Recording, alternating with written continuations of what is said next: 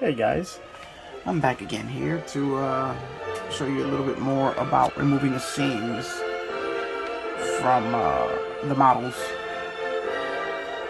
Here we have the RX7, which is the current kit here, and as you can see, even though Tamiya does a great job in molding their models, this one is from the 80s, and that being the case,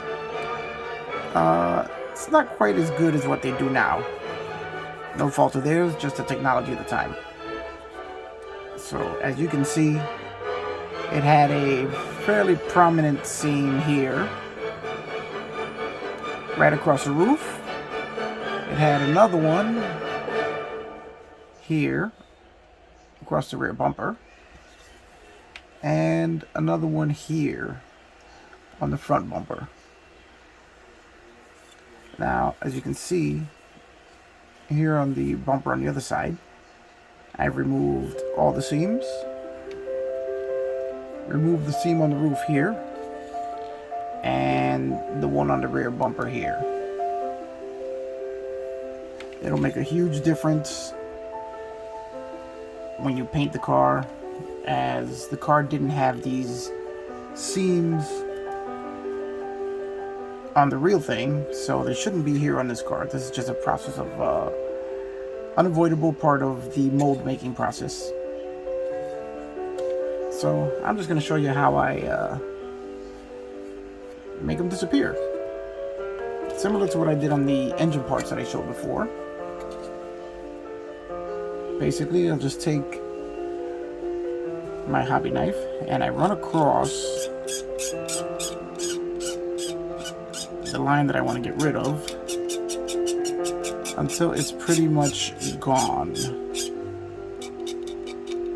And yes, there is an annoying squeal that goes with it.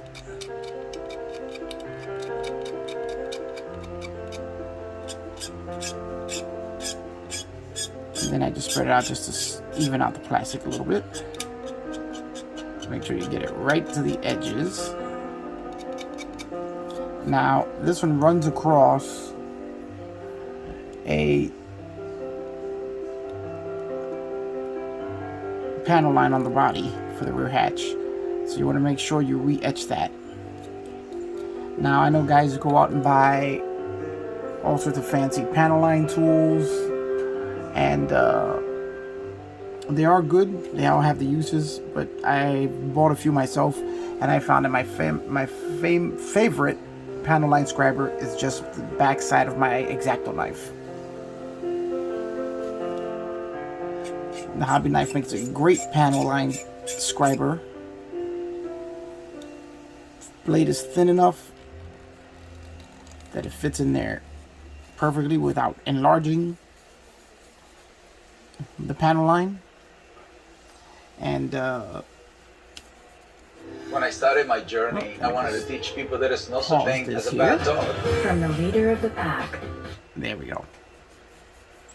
And as you can see, it gets in there. It doesn't make the line any wider, but it does make it deeper, which is great for the scale representation. Now, as you can see here, the seam is gone. So now we have to work on the marks we put into the plastic.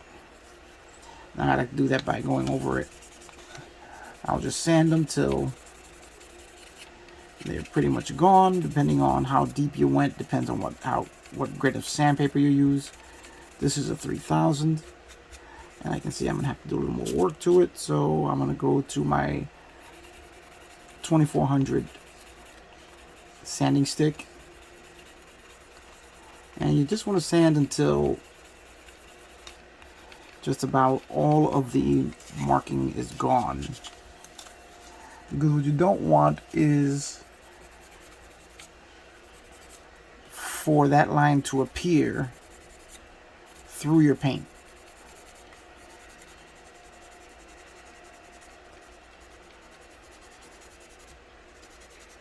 And that's what you're trying to avoid, so that you can have a smooth area,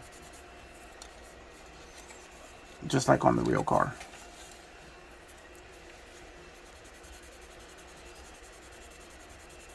To all of our experienced modelers, this is really nothing new. This is mostly for the new guys who are really looking to add a little more realism to their models. Then I go over it with a little 6000 just to polish out the plastic a little bit and get a good idea of what it's going to look like.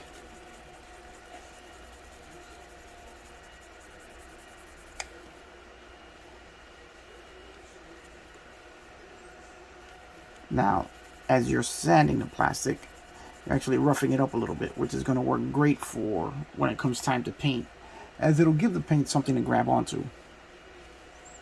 Here I still have a little bit of my marks here, so I'm just going to keep sanding a little bit. It's just a process. You have to just keep going and repeating it and checking your progress as you go along.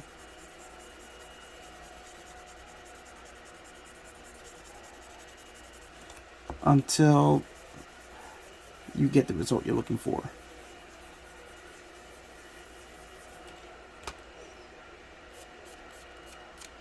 And as you can see, the mark is almost completely gone now. Let's bring it up a little closer. No seam left on that side, no seam left on this side. While this side could use just a little bit more cleaning up. I would say that this is pretty much done.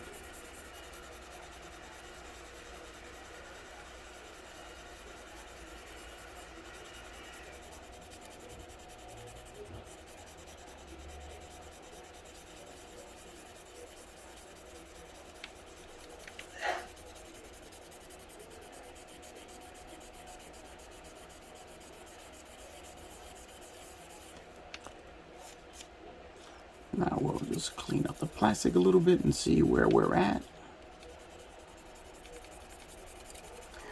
Another way to tell whether you pretty much where you are, where you want to be, is you run your fingernail across it, and if you can't feel it, odds are that when you paint, there won't be anything to show through the paint. And right now my fingernail's not catching on anything. So I think this will be good enough to throw a coat of primer on.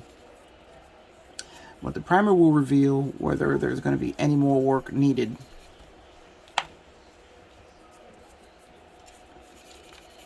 In these areas. And if there are, you just basically repeat the same procedure.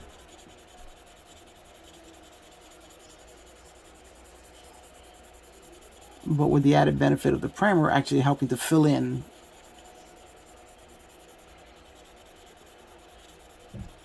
any gaps that may be left there.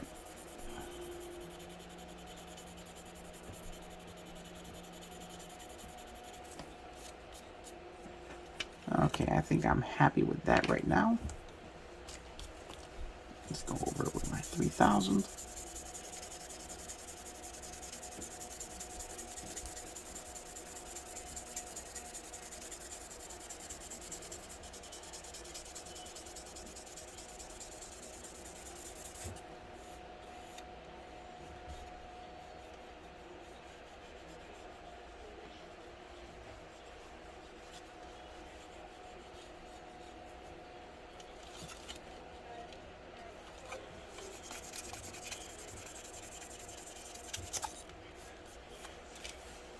And there we go.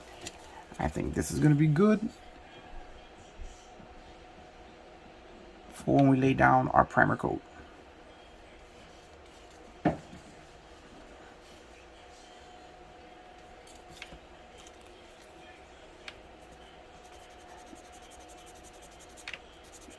I know this is not the most exciting part of model building, but it is, in my opinion, a very necessary part, as it helps you to produce a much better looking model.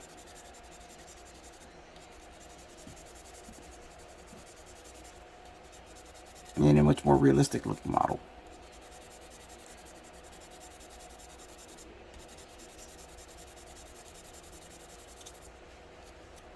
There we go. Now I'm happy. happier with that.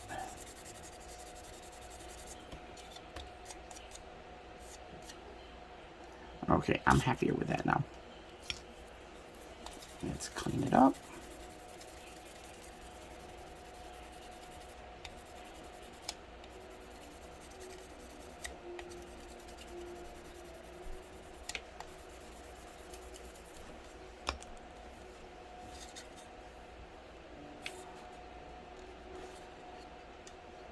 And there we go. You may see some minor scratches. Those will be filled in by the primer. And again, the primer will reveal whether you're going to have to do any more work or whether you're pretty much done. So I'm happy with that now. Once I prime it, that should reveal whether there's going to be anything more for me to do there. But I think I'm good there for now. Now if we look at the front bumper, we had one seam here. And here you can see the seam pretty well. A little harder on black. Normally you would mark this with a Sharpie on the seam lines on the lighter color plastics to know exactly where to scribe. A little harder with the black plastic. But if you sand the entire body down just to rough it up and get it ready for paint, you'll find that the powder, the residue from the sanding, does a pretty good job of highlighting the lines you want to get rid of.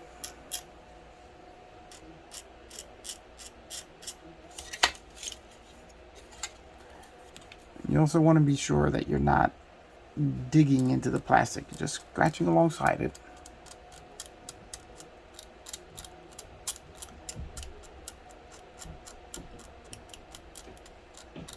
Trying to make a nice smooth area that will be easy to clean up afterwards.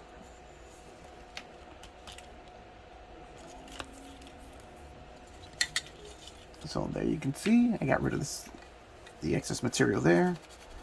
Now a little sanding with the sanding stick. I always try and stay away from any details on the body so that I don't accidentally sand through something I want to keep.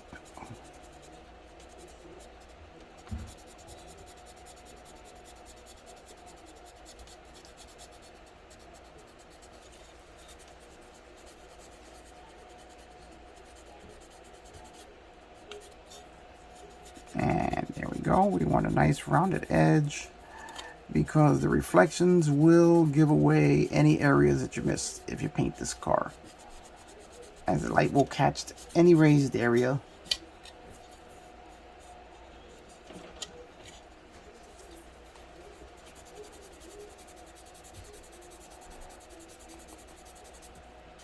And reveal anything you might have missed.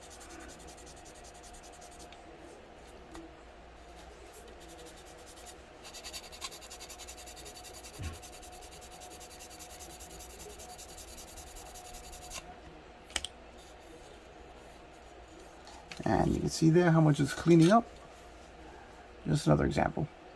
Alright, I'll be right back with the finished product so you guys don't have to sit here watching me do this whole thing. Alright guys, here we go with the finished product. Every single one. Like I got and 5, I think, of you can see here the seams are all gone. So we can speed the. So we now have a nice smooth roof. All the mold lines are gone there. Mold lines are gone on the front bumper on each corner. So anyway, we'll start with the mold lines on the rear bumper. Bonding.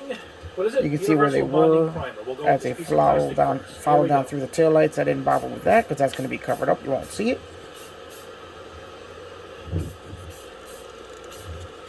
So this is going to make for a much more realistic looking model without all those seam lines that don't appear on the real car. My experience, but the stuff goes on really heavy. You got to really hold this for. Now scuff up the body a little bit more to give the paint something to bite into, and that should be all the body prep we need to do before primer. This I would spray outside. Now let's try it on a piece of. All right, guys. that's going to be it for now. This is those signs that I cut out. I'm going to go lay some primer on this thing. And I will see you on the next video. And remember, like, There subscribe, we go. join in on the fun. Good. We'll see it in the end. I'll see you on the next one.